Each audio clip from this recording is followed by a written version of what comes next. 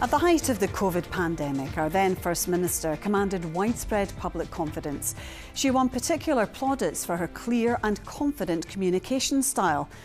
But in recent weeks, Nicola Sturgeon has been pilloried for failing to retain the WhatsApp messages she sent.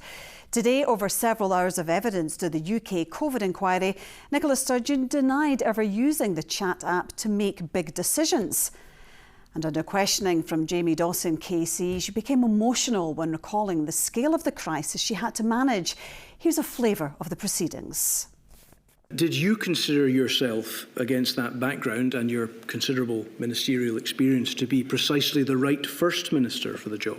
No, that's not how I would have thought of it at all. I was the First Minister when the pandemic struck. There's a large part of me wishes that I hadn't been, but I was, and I wanted to be the best First Minister I could be during that period. It's for others to judge the extent to which I succeeded. The idea that in those horrendous days, weeks, I was thinking of a political opportunity, I find, well, it wasn't true. You knew at the time when you made the statement announcing the Scottish COVID inquiry that material which you had used to exchange messages, informal communications, would assist in the very important aims of the inquiry, scrutinising the decisions that you took. Yes.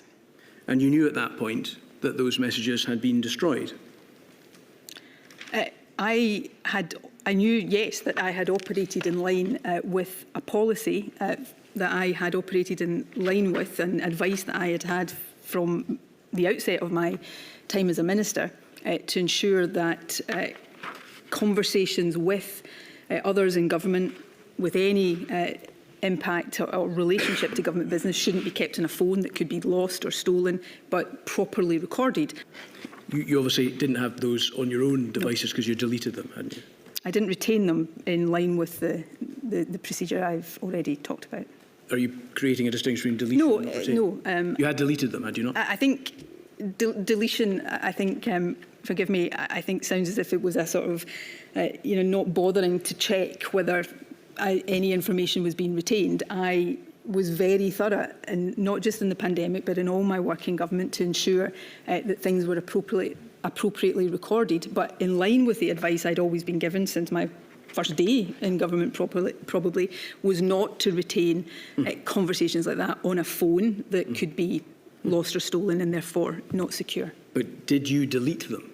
Yes. The suggestion that I'll make to you, that this is indicative of a culture in which you did not take kindly to people bringing up at cabinet meetings things that you had not already had brought to your attention and on which you had not already made a decision.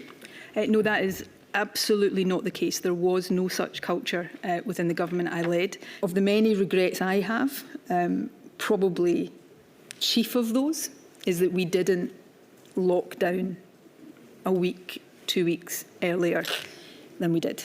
I wish with every fibre of my being that the decisions my government have been able to take could have reduced the number of people in Scotland today who did lose someone to COVID, and I am deeply sorry to each and every bereaved person and each and every person who suffered in other ways. I did my best, my government did our best, and people will judge that. But I know that every day I tried my best, and those working with me tried our best to steer this country through the COVID pandemic in the best way we could.